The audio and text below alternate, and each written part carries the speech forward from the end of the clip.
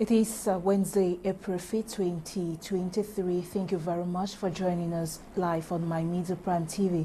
You're on to Prime News, and I am Eileen for presentation. In an open letter addressed and officially handed over to the lower and upper houses of Parliament, governance expert and senior barrister Akere Muna has employed Parliament to raise the debate on corruption and save Cameroon from a litany of scandals.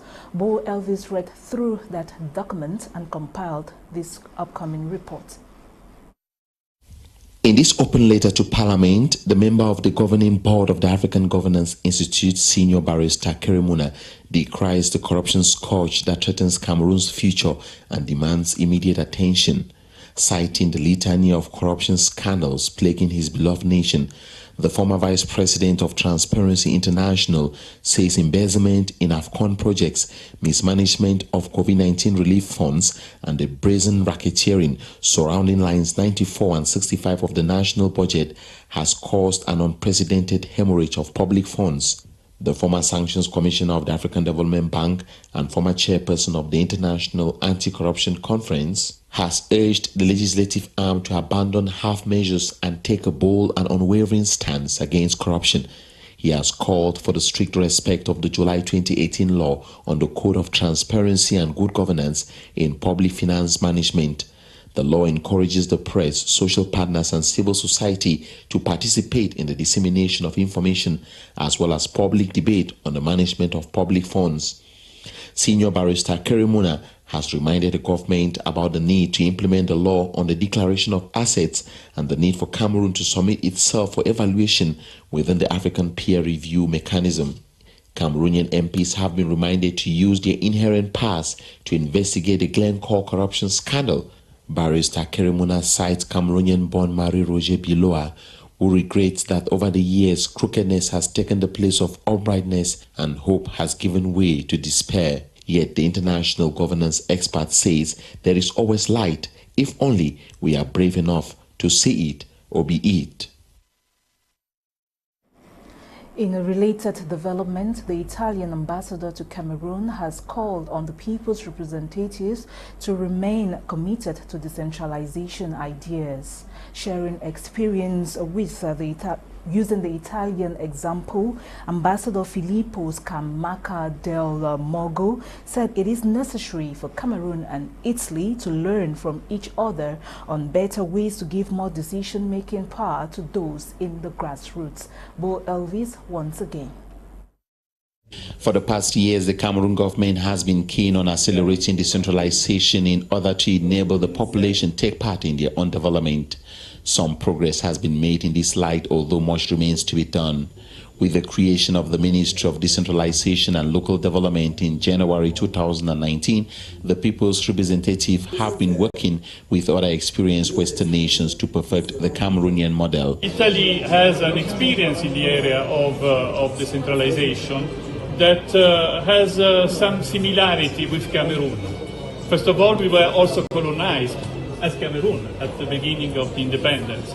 Second, we had adopted a model very centralized of government in Italy, like Cameroon, for the reason that we also had different people, not even speaking the same language.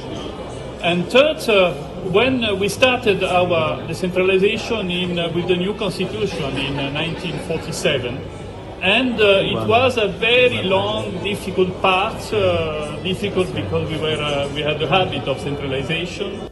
2 years back, during a New Year's speech, Cameroon's President Paul Biya appreciated strides made in the process while cautioning Cameroonians to avoid any haste that can undermine national unity. The Italian government agreed that they also went through some challenges in their initial decentralization stage. But and this was a stop and go with lot of problems, with lot of issues. lot of challenges. It's useful that two friends speak about that. We started earlier than Cameroon, and we have learned something that maybe might be used. We want to, but we don't want to make any lesson. We just want to share. The devolution of power to regions is becoming effective, with regions gradually being empowered on what it takes to function properly with the ability to vote and implement their respective budgets.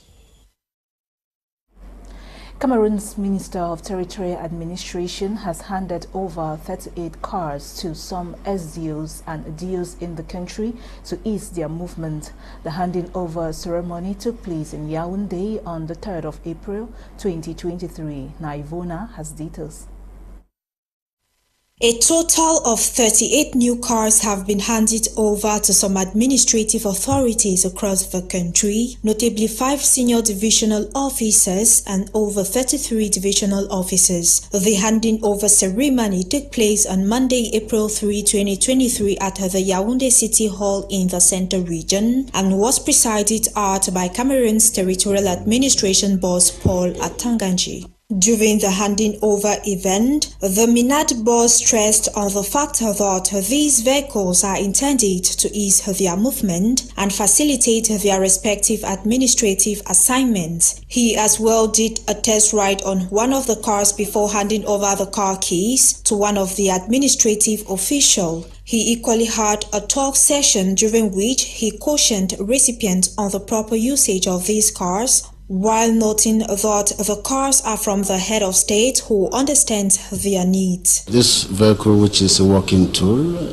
has come to enhance our continuous presence on the field because we cannot, from our different offices, be able to manage all the stakes, and we are highly delighted.